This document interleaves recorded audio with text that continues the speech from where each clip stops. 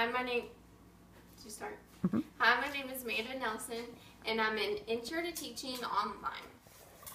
I did my 30 hours observation in Tolson Elementary, and that is located in Jacksonville. It is a part of the Pulaski County Special School District. This is my cover page for my observation book, and it says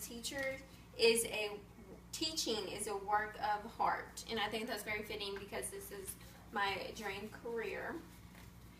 Okay, and then I have my table of contents in here, and I had a teacher evaluation form, and Miss Dennis rated me very good on everything.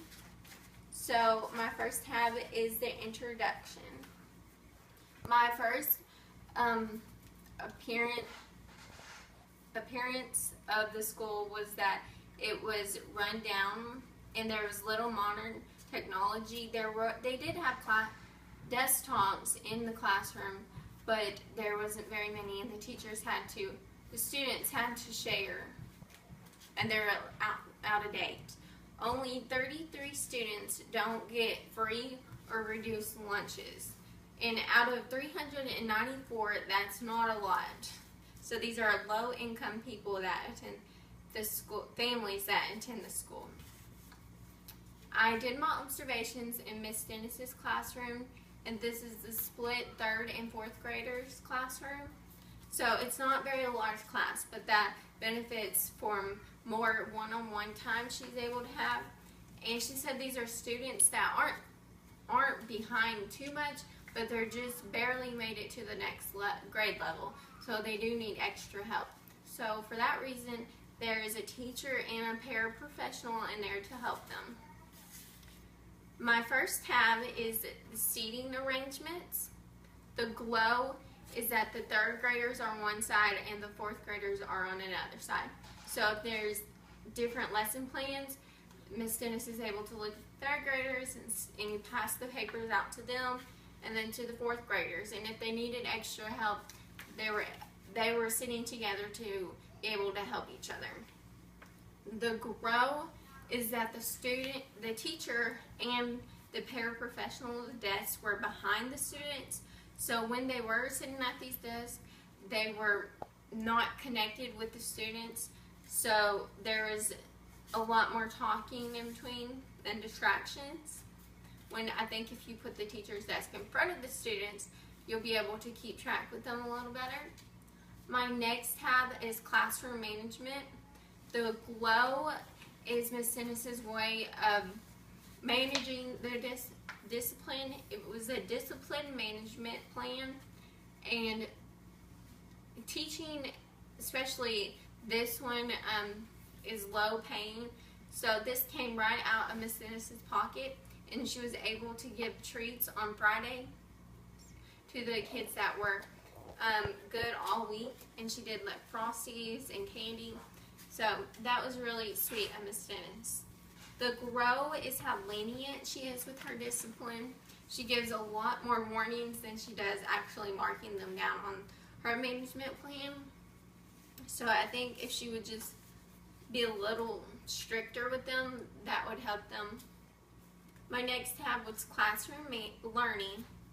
The glow was Miss Dennis's creativity that she showed through her hands-on activity.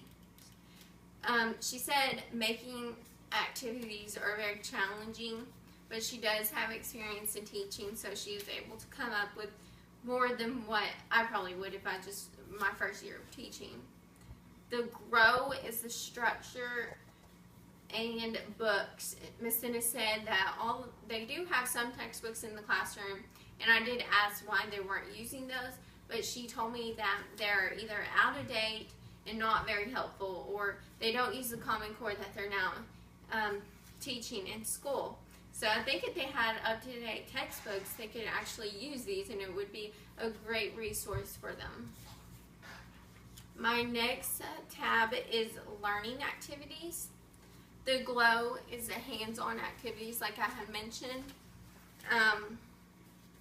Like she used fake money, and she was able to teach the students how to count back money, and that is a good life lesson plan for them to learn. The grow is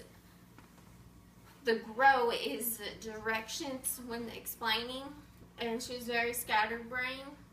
So when she's telling them directions, she was easily, everyone was easily confused. And if the directions weren't right on the worksheet, there was a lot of students asking questions, and I was even confused when they were working on worksheets. And she would change the directions that were wrote on the worksheets. She would say, "Oh, let's do this instead." So there was a lot of confusion, and she kept changing her mind. So she was very scattered. And I think the schedule and structure that could really benefit in that area. Classroom climate, I didn't have very much positive to say about this due to the conflict between the teacher and the paraprofessional. The glow, though, I would say, is the students did enjoy Miss Ennis as a person, and they laughed with her, and they really enjoyed her company because she is a sweetheart. The glow is to fix this huge conflict between the teacher and the paraprofessional. Miss Ennis told me that she doesn't think the paraprofessional is helping her like she should be, so I think that should be enforced, and there should be some communication between them too, like grown-ups, so these students don't have to feel this awkwardness in the classroom like I was feeling when I was there. She can also grow in organization and her scheduling. She had a general schedule, but sometimes she would decide on different things, so the schedule she didn't really stick to it, to say. My next tab is students resisting learning. This wasn't too hard in this classroom, probably because we are older students, so they know how to act since they've been to school for a few years now. The glow is that Miss Ennis motivates her students to stay on track and keep them focused. She's always telling them positive and praising them for their good work. The grow is Miss Ennis gets distracted when open discussion says that she'll be saying something, and if it relates to her life, she'll say, "Oh, like when my daughter was this y'all's age," and she'll start talking about that. And the students know that she gets that distracted, so they really take advantage of that. And that loses a lot of classroom time. My next tab was teaching approach. The glow was hands-on activities like I had mentioned. The fake money, she used calendars for them to write on and erase with. The songs to remember things was really helpful for this age group. And there's also notes around the room for resources. Miss Ennis said that this is really something that is important to her, so they can look around the room and get helpful hints that they need help with, instead of just automatically raising their hand and asking for help. This kind of eliminates it. The grow is that she has to create lesson plans from scratch. So if she doesn't have enough time that week, her lesson plans might lack quality and purpose. And I'm sure doing lesson plans for 3rd and 4th graders is like double duty, and that can be really hard to manage.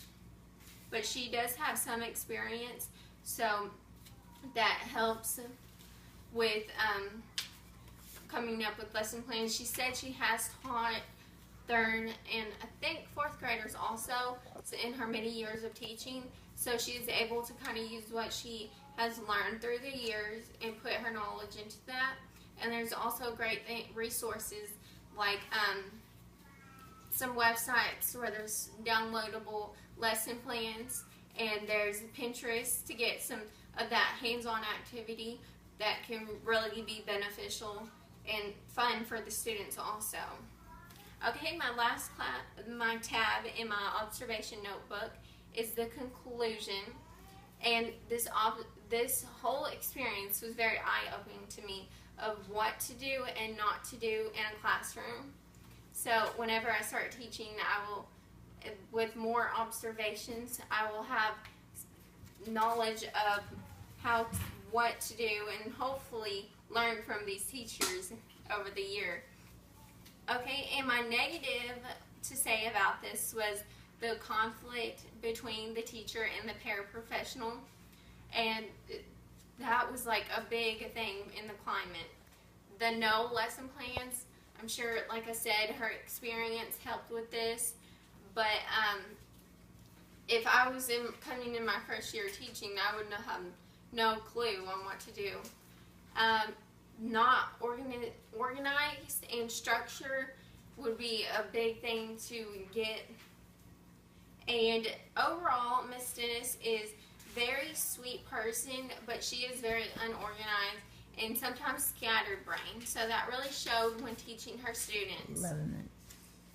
The end.